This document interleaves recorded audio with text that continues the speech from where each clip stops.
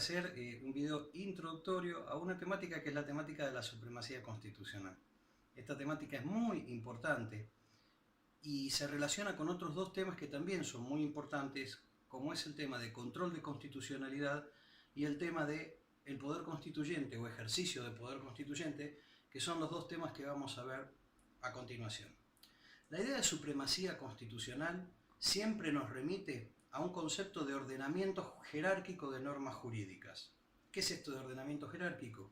Es que hay algunas normas que están por encima de otras, y por encima de todas hay una que se llama la Constitución. Toda norma jurídica que remita a una misma norma suprema, en este caso a una misma Constitución, se dice que forman parte, y acá seguimos a Kelsen, de un mismo ordenamiento jurídico. Desde este punto de vista, el ordenamiento jurídico será un conjunto de normas, pero no de cualquier tipo de normas, sino de todas aquellas normas que entiendan o consideren que tienen una misma norma fundamental, una misma Constitución. Pero acá tengo que hacer el primer alto de esta exposición. Esto no es solamente una cuestión de ordenamiento lógico jurídico, de cómo es nuestro ordenamiento jurídico, o sea, de un ordenamiento de qué va arriba de cuál. Es además, o la idea de supremacía constitucional, trae adosado, además, un tema normativo y valorativo. ¿Por qué? Porque para el constitucionalismo clásico, Constitución no es una norma jurídica suprema y nada más. Es además una norma jurídica que protege o defiende determinados valores y que organiza, a los efectos de defender esos valores, el poder de determinada manera. Estamos hablando de la idea de derechos y estamos hablando de la idea de organizar el poder bajo la lógica de limitar ese poder político institucionalizado, o sea, la idea de división de poderes. Entonces, para hacer un primer resumen, no estamos en presencia cuando hablamos de supremacía solo de una mirada lógico-descriptiva, sino que también estamos en presencia de una concepción jurídico-valorativa que pretende proteger derechos, proteger ámbitos de libertad y a esos efectos organizar el poder político institucionalizado, pero no de cualquier manera, sino limitándolo.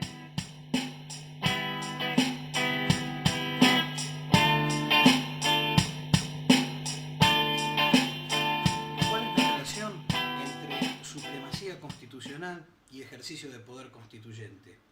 ¿Por qué la primera división de poderes es la división entre el poder constituyente, o sea, aquel que hace o reforma la Constitución, y los poderes constituidos, que son los creados por esta Constitución? Básicamente, el juego entre la idea de supremacía y la idea de poder constituyente está dado en que la Constitución no sería un efectivo mecanismo de control del poder político constituido si ese mismo poder político constituido pudiera reformar la Constitución por sus procedimientos usuales. Este es un punto central. Por eso, nuestra Constitución establece un claro distingo entre quién puede hacer la Constitución, que es el poder constituyente, y los poderes hechos por esa Constitución. ¿Y cuál es la idea o cuál es la relación, por lo menos básica, para empezar a conversar sobre el tema, entre supremacía constitucional y control de constitucionalidad? Que si no hubiera un mecanismo que permitiera, siquiera potencialmente, nulificar o hacer inaplicable el actuar del poder constituido contrario a la Constitución, cuando el poder constituido actuara en esos supuestos, más que violar la Constitución, la estaría reformando. La posibilidad de poner límite a un poder constituido que avasalle justamente los contornos que la propia Constitución les pone, está dado por la existencia, entre otras cuestiones, de un mecanismo de control de constitucionalidad. Entonces, la Constitución Nacional, en este caso, o la Constitución en general, es una norma jurídica que es suprema, es fundamental y fundante de un orden jurídico. Por eso esto que dijimos de que hay un reenvío lógico y una remisión lógica a esta norma fundamental de todas las normas jurídicas que forman parte de ese sistema. Y también dijimos además que la idea de constitución trae consigo esta concepción de proteger derechos y de organizar el Estado, no de cualquier manera, sino que organizar, crear el Estado, las instituciones de gobierno del Estado, a los efectos de que el poder político institucionalizado se vea controlado y limitado. Ahora bien, ¿de dónde surge esto de que la Constitución es la norma jurídica fundamental y fundante? En principio de la propia Constitución. Entonces acá aparecería otro problema, que es ¿dónde hay algo que diga que es la Constitución la autorizada para decir que es ella misma la norma jurídica suprema, fundamental y fundante? Esta discusión no la vamos a abrir ahora, pero esta es una de las discusiones centrales de la filosofía del derecho, y seguramente alguno de ustedes habrá escuchado alguna vez hablar de positivismo e iusnaturalismo. En algún punto la discusión es esta. ¿Qué hay después de eso o arriba de eso? Hay un hecho político fundamental, hay derechos naturales. Este punto lo vamos a dejar por el momento sin abrir. Vamos a entender que es la propia Constitución, y acá empezamos a marcar artículos. En su artículo 31, que dice que esta Constitución, las leyes de la nación, que en su consecuencia se dicten, y los tratados con potencias extranjeras, son la norma fundamental, la norma suprema de la nación.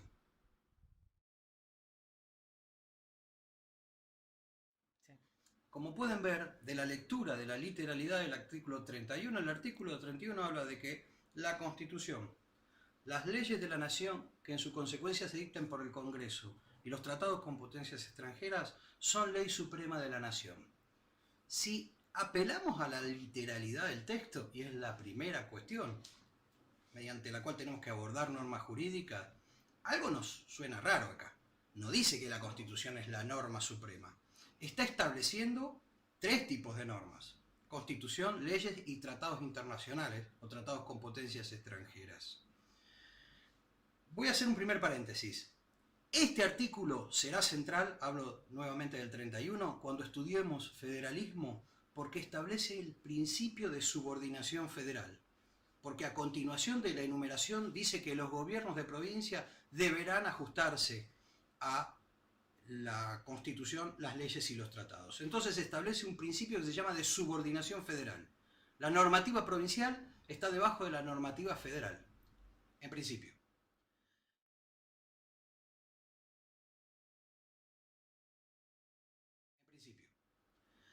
Segundo punto, si queremos complementar este artículo, vamos a tener que ir a uno anterior, que es el 27.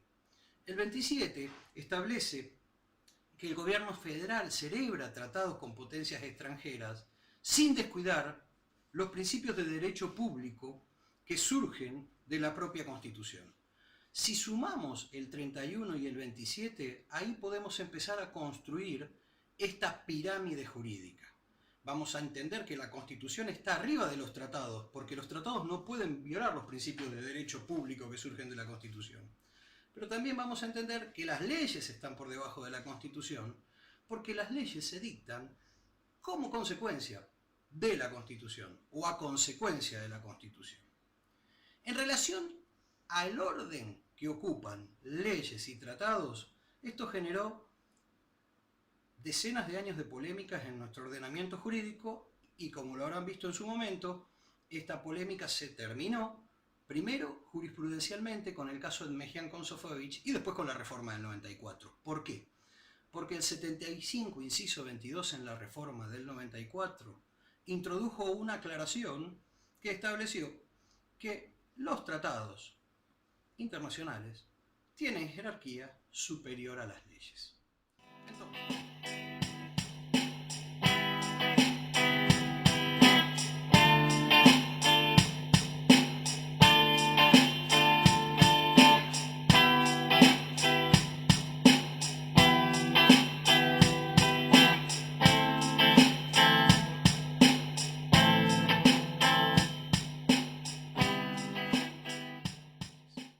Entonces, ordenando lo que vengo exponiendo, nos quedaría en principio esta pirámide en su punta: la Constitución, los tratados internacionales y las leyes.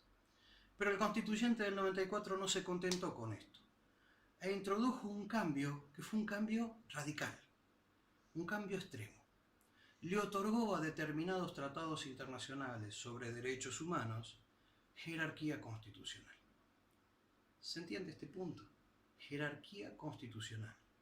A partir de la reforma del 94, hay tratados de derechos humanos que tienen el mismo estatus jerárquico que la propia Constitución, que complementan los derechos reconocidos en la Constitución, que no deben entenderse como derogatorios de los derechos reconocidos por la Constitución, y que ocupan ese sitial supremo en las condiciones de su vigencia.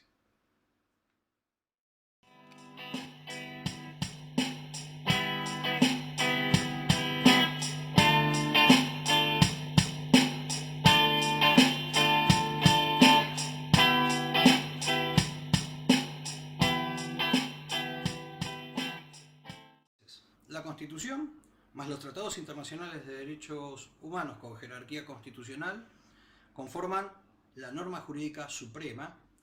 A esto Vidal Campos lo ha denominado, y otros han seguido, bloque de constitucionalidad federal. Luego de eso tenemos el resto de los tratados internacionales, donde también hay tratados de derechos humanos, pero estos sí sin jerarquía constitucional.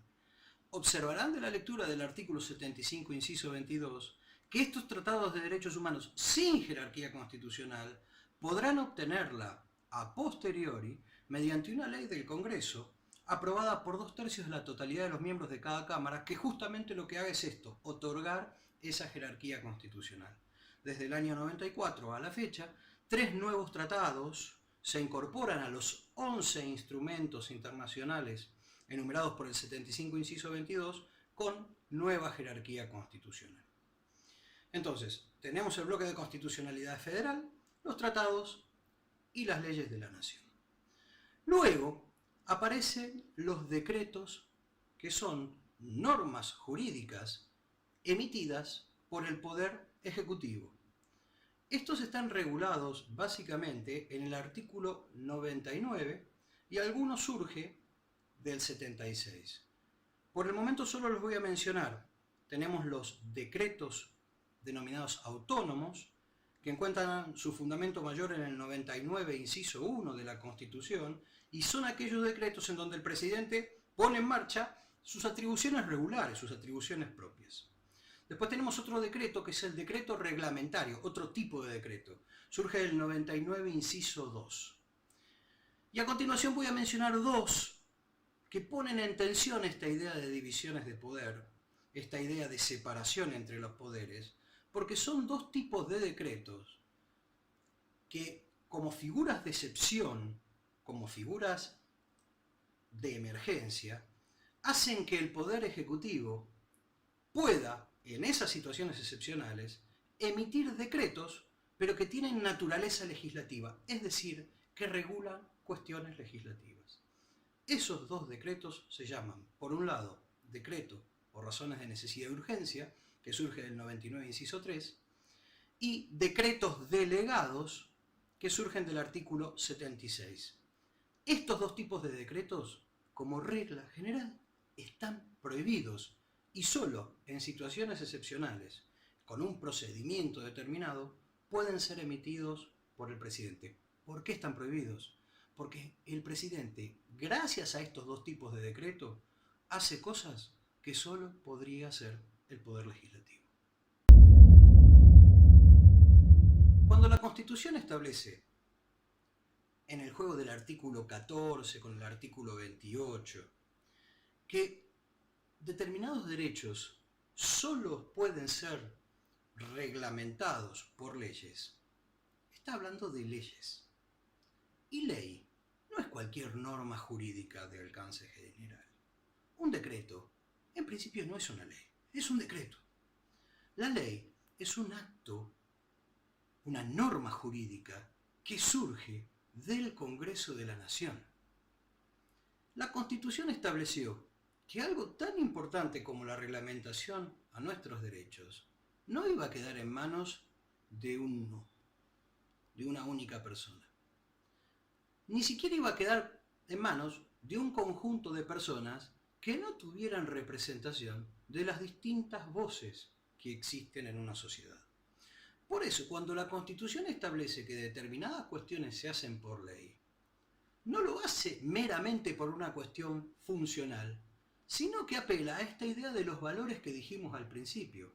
En el Congreso se encuentran no solo los representantes del pueblo, sino se encuentran los diversos representantes del pueblo. Hay una pluralidad de voces representadas. Las normas jurídicas más importantes deben surgir de ahí.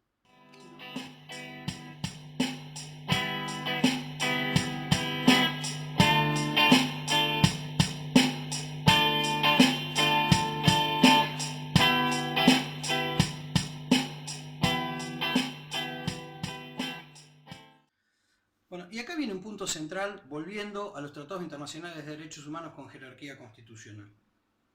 El artículo 75, inciso 2, luego de enumerarlos, establece que en las condiciones de su vigencia tienen jerarquía constitucional, no derogan artículo alguno de la primera parte de la Constitución y deben entenderse complementarios de los derechos y garantías por ella reconocidos. Acá hay 3 puntos que quiero marcar. Primero, lo que planteamos de que no derogan los artículos primarios de la Constitución y esta idea de complementariedad apunta sinceramente a la idea de derecho.